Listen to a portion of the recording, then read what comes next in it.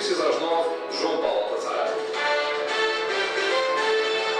Cada um sabe do dinheiro que tem no bolso, mas um barómetro cotidiano para percebermos como estão os mercados, os chamados mercados, os investidores que investem e metem dinheiro nas bolsas. Esse barómetro vale a pena ser consultado por estes dias de tempestade financeira e económica.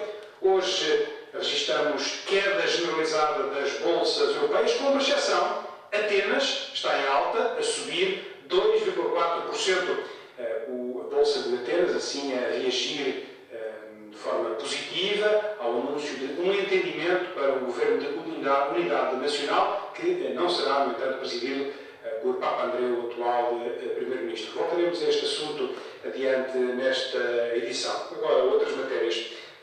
Lembro-lhe que se vai apanhar o comboio hoje. Prepare-se para eventuais atrasos e problemas. A CP diz que os efeitos da greve, que começa amanhã, vão começar a fazer-se sentir já esta segunda-feira. As ligações alfa-pendular, intercidades e outras podem sofrer atrasos. Da parte da tarde, também as ligações urbanas de Lisboa e Porto podem sofrer perturbações que vão agravar-se para a noite com a supressão de alguns comboios. Amanhã, como certamente já sabe, os trabalhadores de várias empresas de transportes vão parar em diversos períodos do dia, em Lisboa, no Porto. No caso da CP, os protestos prolongam-se por toda a semana. O facto de alguns deputados acumularem as funções públicas com o trabalho no setor privado tem sido, como sabemos, objeto de muitas conversas e alguma polémica. Não sendo ilegal, a acumulação de funções de deputado com cargos privados em áreas sensíveis pode suscitar, no entanto, algumas dúvidas éticas. É o caso do assunto que temos esta manhã em destaque por aqui. O vice-presidente da Associação Cívica Transparência e Integridade questiona as ligações a interesses privados de dois deputados que PSD e CDS nomearam para a comissão que acompanha o programa da Troika.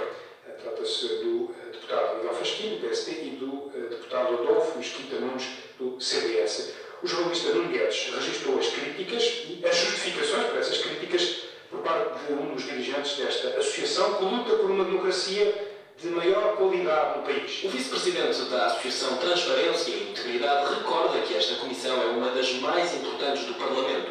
Paulo Moraes não percebe as opções do PSD e do CDS. A maioria parlamentar designou para ser os principais representantes, por um lado, o deputado Miguel Frasquinho, que é uma pessoa predominante no setor financeiro, na medida em que tem um cargo de relevo num banco. O CDS nomeia o advogado Adolfo Mesquita Nunes, que participa no escritório de advogados, que representa a maior empresa a privatizar no curto prazo. Adolfo Mesquita Nunes era, até tomar posse como deputado, associado da Sociedade de Advogados que representa a EDP. Agora é apenas consultor. Miguel Frasquinho é diretor-coordenador de um departamento do Banco Espírito Santo.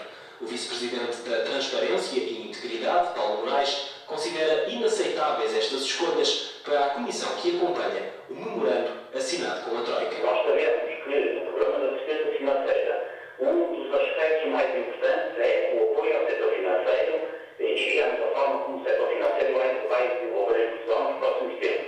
E as privatizações, em termos de memorando de entendimento, é uma das zonas mais sensíveis da sinal de eventual corrupção.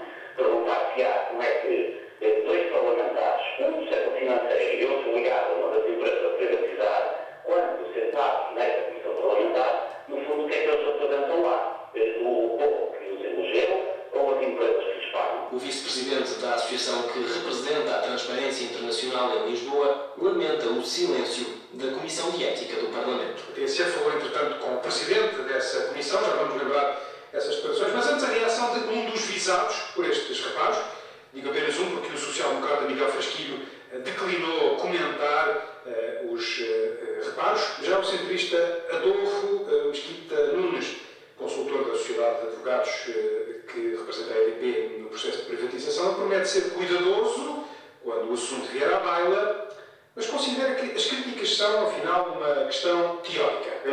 São funções governativas. Eu não tomarei qualquer decisão do ponto de vista do processo de privatização, nem colaborarei em qualquer parte do processo de privatizações.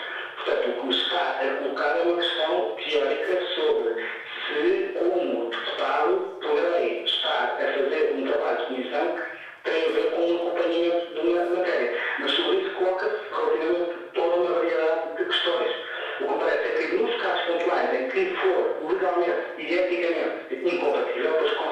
que eu tomarei as devidas precauções e atuarei de acordo com a lei. O que parece importante dizer é que até ao momento, do ponto de vista do acompanhamento por parte da Comissão da Troika, nenhuma dessas questões ou situações se me colocou.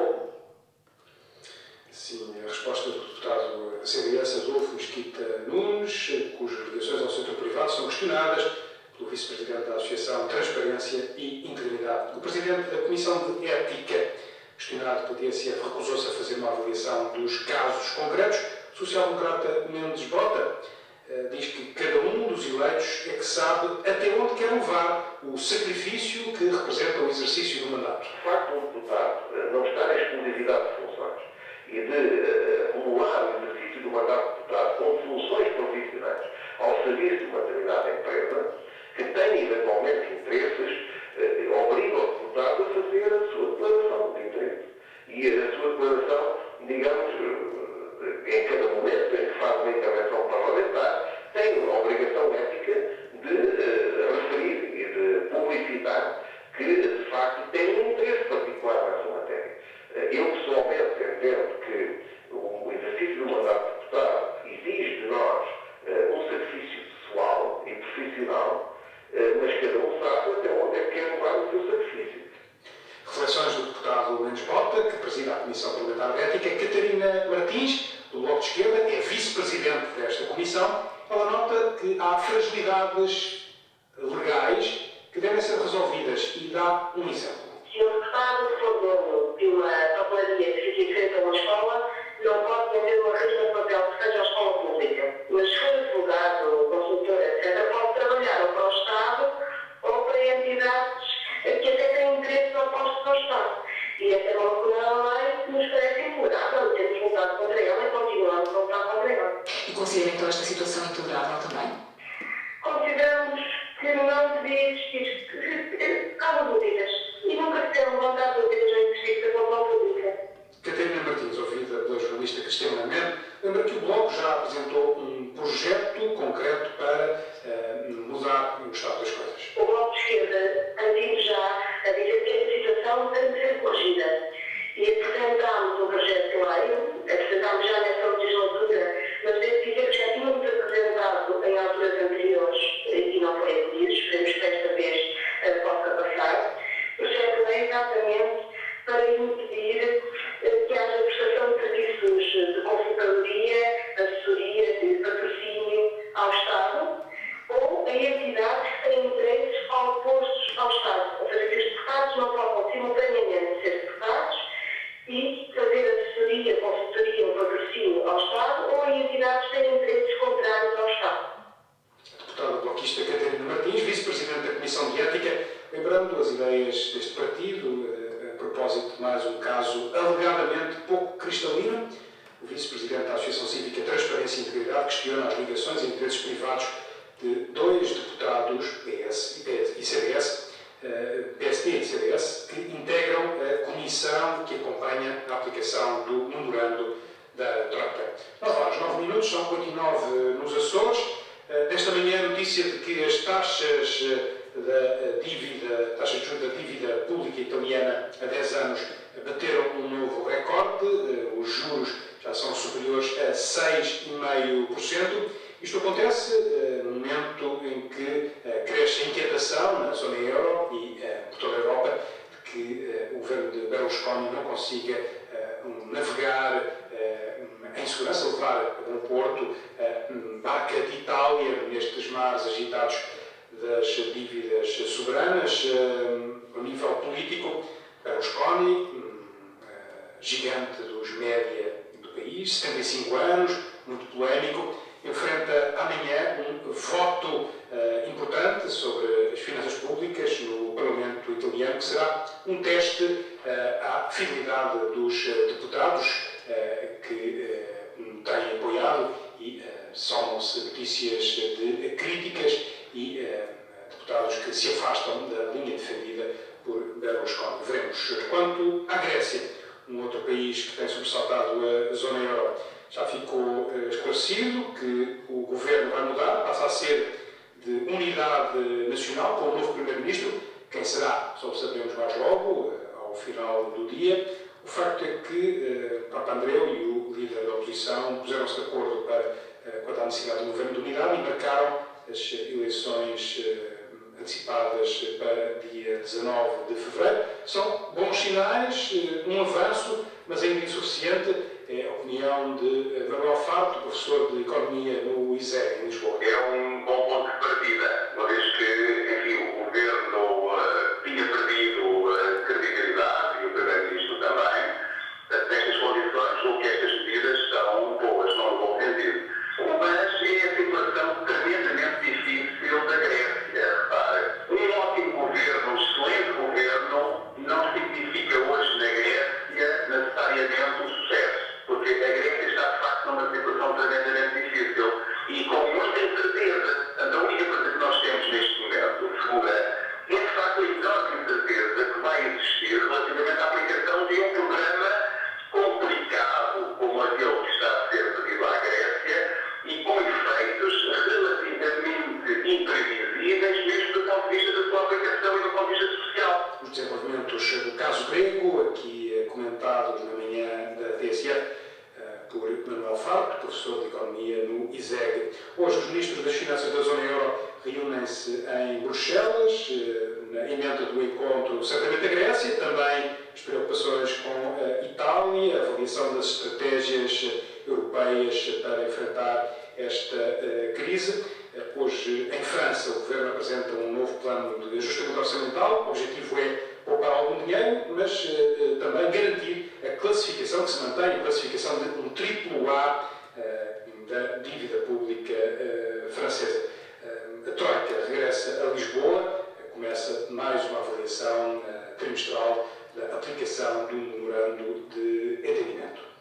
O presidente iraniano diz esta manhã que o povo deve estar preparado para eventuais ataques contra o país. Numa entrevista ao jornal egípcio, Mahmoud Ahmadinejad acusa Israel e os Estados Unidos de tentarem travar a crescente influência do Irão no mundo. Para isso, diz Ahmadinejad, estão a preparar uma operação militar contra o Irão. O presidente deste país fala ainda de um aumento das capacidades iranianas. A entrevista surge no dia em que começam a ser conhecidos detalhes do novo relatório da Agência Internacional de Energia Atómica, um relatório que será formalmente apresentado ainda esta semana e que confirma, Nuno Domingos, as capacidades militares do Irão em termos nucleares com uma ajudinha estrangeira. Em junho, depois da última visita do diretor da Agência Internacional de Energia Atómica ao Irão, a referência no relatório final era apenas a uma suspeita de existência de instalações secretas com fins militares. Estaria então em causa o desenvolvimento de material nuclear para uso em mísseis. Agora, segundo fontes do Washington Post e da Associated Press, há referências mais concretas. Terão sido especialistas nucleares da antiga União Soviética a dar a mão que faltava para aperfeiçoar aquilo que será um modelo computadorizado de ogiva nuclear. Um desses cientistas terá ajudado na concretização de detonadores de alta precisão capazes de fazer despoltar uma explosão nuclear em cadeia. Há ainda relatos, neste relatório, sobre a participação de elementos dos programas nucleares norte-coreano e paquistanês. E, além disso, há imagens de satélite que revelam um contentor de aço que servirá para guardar as armas já desenvolvidas. A informação crítica estará num anexo ao relatório sazonal de acompanhamento do programa nuclear iraniano que vai ser divulgado esta semana. Lidos estes desenvolvimentos, entendem-se melhor os discursos dos últimos dias, especialmente em Israel, mas também em Londres.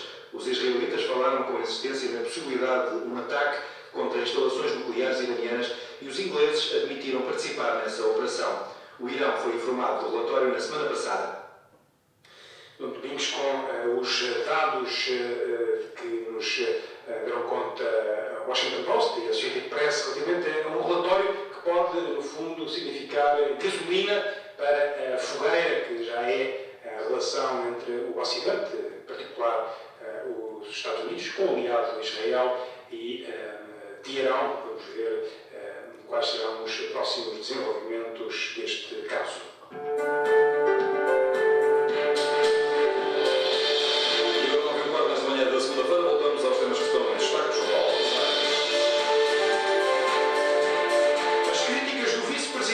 Transparência e Integridade é uma associação que pretende melhorar a qualidade da democracia portuguesa. O que diz o vice-presidente ouvido pela TSF, critica PSD e CDS por terem escolhido eleitos com ligações à banca e e a um escritório de advogados que trabalha na privatização da EDP por ter escolhido estes deputados para integrarem a comissão que avalia o programa da Troika. Um empresário português foi morto a tiro ontem de manhã em Luanda. José António Monteiro Gomes, 82 anos, há meio século no país, era fornecedor alimentar do Exército e da Polícia em Luanda. O DN conta-nos que a vítima foi perseguida até ao escritório onde trabalhava e executado com 2 tiros. A polícia em Luanda considera o caso muito particular. Fonte da Embaixada Portuguesa em Luanda trata de sublinhar que não são muitos os casos de violência, em particular contra cidadãos portugueses. Tendo em conta a conferência